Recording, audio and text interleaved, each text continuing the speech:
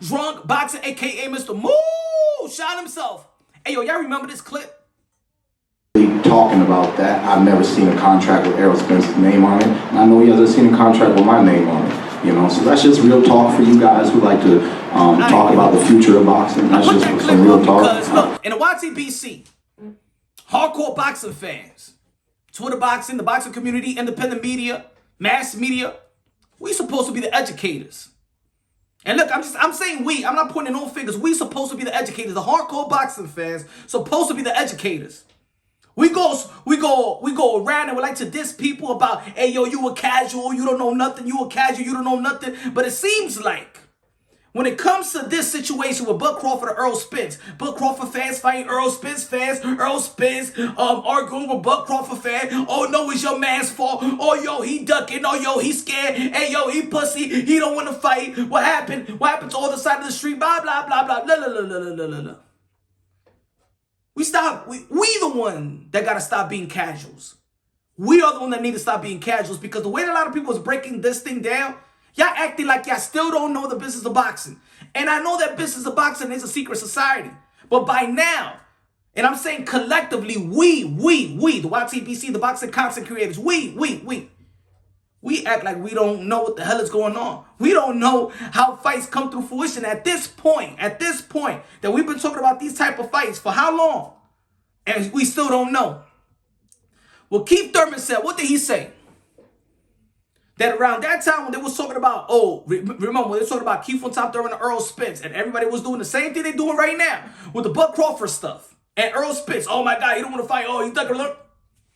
At the end of the day, in the business of boxing, Keith Thurman stated, Errol Spence ain't never seen a contract with my name on it, and I ain't never seen a contract with his name on it. When he said that in that press, in that post fight, whatever that press conference that time, Errol Spence stood quiet. The guys, Steven Espinoza and Lou DiBella that was sitting right next to him, they were shaking their head. You know why? Because that's the real business of boxing, y'all. Has Errol Spence people has given any type of term sheet to Bud Crawford? No. Has the Bud Crawford team has given Errol Spence any type of term sheet or anything to sign, any contract, anything to start negotiations? Nah, nothing. And if it is, tell me what it was. A lot of people just last year was arguing about 60-40, 60-40, 70-30, 80-20, 90-10, 50-50.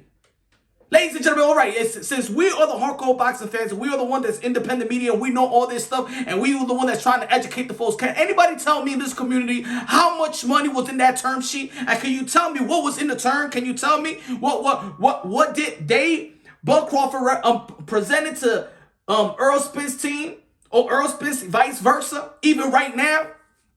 Tell me who? Tell me how much money? Tell me what are the terms? What are the glove sizes? Where are we going to fight? Is it pay-per-view? What are the back-end percentages? Nothing. It's been nothing. You know why? Because that's not the way the business of boxing works. The business of boxing works when somebody sends something to somebody so we could start negotiating or something like that. And if the both camp has not presented anything, then nothing then the fight is not even close to being to happening, y'all. That fight ain't gonna happen. It's not Bud Crawford's fault or Errol Spence's fault, but if it's somebody's fault, it's both of their fault. But yet, let's not forget that these guys do not run their career, man. They got business handlers, ladies and gentlemen. It's politics, just like you. Let me give you a clip. You remember when Errol Spence was trying to tell you about the business of boxing and what it is? Go tell him, Earl. Tell him. It's politics in boxing. It's politics in boxing. Is Danny coming out? That's the truth of it. It's politics in boxing. Everybody can say, oh, it's not politics and this, that. It shouldn't be politics. It is what it is. It's politics in boxing. It's politics in the sport of boxing, y'all. I'm going to say it like this. Bud Crawford will fight Errol Spence any day. Errol Spence will fight Bud Crawford any day. Vice versa. They'll fight Keith Thurman. Keith Thurman will fight them. Sean Porter, Andy Garcia, Manny Pacquiao. Man, they will fight Boots Ennis, Virgil Ortiz. My brothers and sisters, look. This is the business of boxing. The business of boxing, we do not, the fans, never dictates what happened in the business and what happens in boxing in the boardroom. We don't dictate shit. We don't dictate. So I'm gonna say it like this. Whatever Errol Spence is doing right now is the plans of his business handlers. Is his advisor and manager. Just like how Keith Thurman was moving, just like how Bud Crawford was moving, just like any other boxer that has their advisor and their manager and the promoter, those are the people that move their careers. Those hands in the cookie jar. If anybody is scared, if anybody, you know what I'm saying, is scared or fearful to losing their investment or to lose their O's, it's not about losing their O's, it's about losing O's. It's not about losing one O, it's about losing O's. It's about investments. The hands in the cookie jar are the one that are afraid. The hands in the cookie jar is the one that don't want to fight. The hands in the cookie jar is also going to go by the same blueprint that Manny Pacquiao and Floyd Mayweather did. The waiting game, the over-marination game. Because at the end of the day, it showed that even though you could be so frustrated, you still gonna want to buy it and see it. Thus, Amir Khan versus Kell Brook. I even thought that Amir Khan and Kell Brook, that fight was like expired milk. I even thought that. But that's the business of boxing. If Deontay want to fight Anthony Joshua right now, and y'all, are you going to pay for it? Are you going to pay for it? Yes. Yeah, we could bitch and moan about, oh man, but maybe it's not the right time, man. It's over the hill. That's it, man. They're not fighting in their prime. Who cared? Manny Pacquiao and Floyd Mayweather was not in their prime, and you still paid for it. And it was still labeled as the fight of the century. Ladies and gentlemen, fans do not dictate what happens in that boardroom. When the fight comes to fruition, it's because boxing wants it. Not because of us. Can you tell me one fight that we massively called for and we got? Let me say it again. When was the last time we had a fight at the time that we wanted, collectively, the mass audience, the mass hardcore boxing fans? Can you tell me one fight we got in this damn decade that we asked for and we got at the right time? We asked for it, we got it. Tell me what fight. So at this point, as a boxing content creator in the YTBC, why are we not the educators? Let the casuals be confused, but it seems like the new wave is the hardcores are actually the casuals in the sport of boxing. Let me tell you like this. 98% of the boxing fans are casuals to the business of boxing. Oh, you got an eye to see how a fighter fights, how good of a fighter is, and things of that nature. You can follow their career, you can break down, you can analyze a fight. But when it comes to the business of boxing, the secret society, we all casuals. If you're not in the business of boxing, you don't know shit. You don't know nothing about how the commission percentage. You don't know nothing. You don't know, you're not in the boardroom. You don't know how much these fighters really get paid. In that same interview, you heard what Errol Spence said that way, in that interview, he was a little tipsy. But we know when you're a little bit tipsy, you probably tell the truth, right? What did Errol Spence say?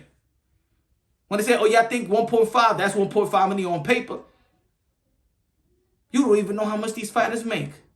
You talking about 60-40, 70-30. You don't even know what's in that 60-40 or that 70-30. Now, I understand this community. I understand that you got to keep a show going. You got to keep a live going. You got to keep this narrative going like you don't know. But doesn't it sound like we're supposed to be the hardcore boxing fans and we act like we don't know what the hell is going on? We act like we don't know what's going on, but just to have story after story and videos after videos, they get the views, they get the super chats. I know it's a hustle. I know. But aren't y'all tired talking about this fight? I mean, I'm tired about it. I know subscribers and followers want me to talk about this type of fight. I've been saying it for 3 years. This fight is not going to happen. It's just there's just certain fights in every era that was supposed to happen that didn't happen. And of course, we're like, yo, it should have happened, but it just didn't happen. Just didn't happen. Morales Marquez, did it happen? David Tua, Mike Tyson, did it happen? A lot of people like to say Paul Williams, Floyd Mayweather, did it happen? Andre Ward versus Triple G, did it happen? Lewis versus Bo, did it happen?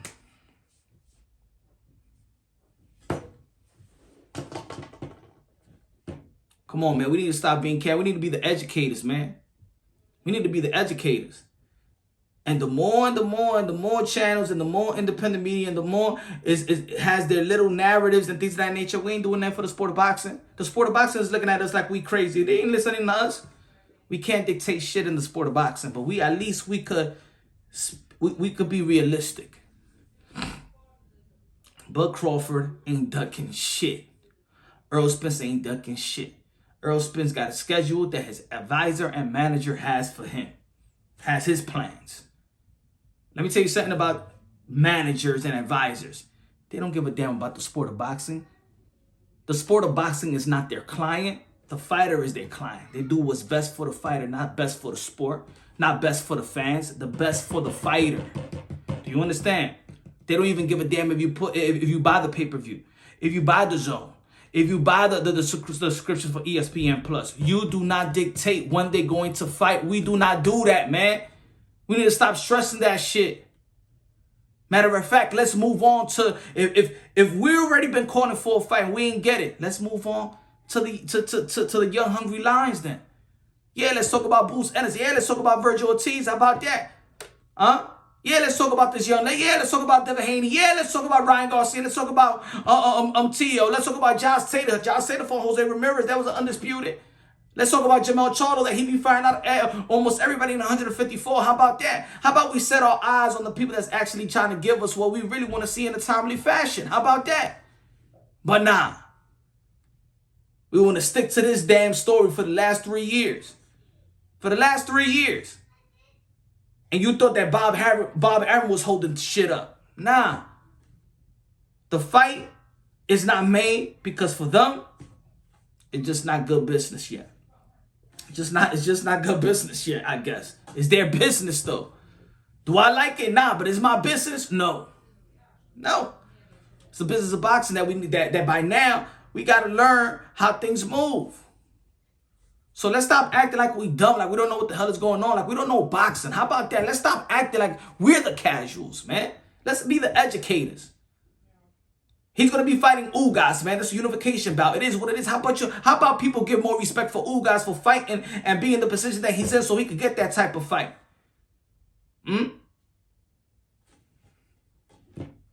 If Bud Crawford wanted to be in a position a long time ago, he would have never signed that extension and would have been with PBC. But anyway, how could we ask another guy if, let's say, if his guarantee was $4 million and he had a good contract with ESPN, he needed to take care of his family, 7 kids, wife, and things of that nature. At the end of the day, these fighters care about their situation at home, their well-being, their account.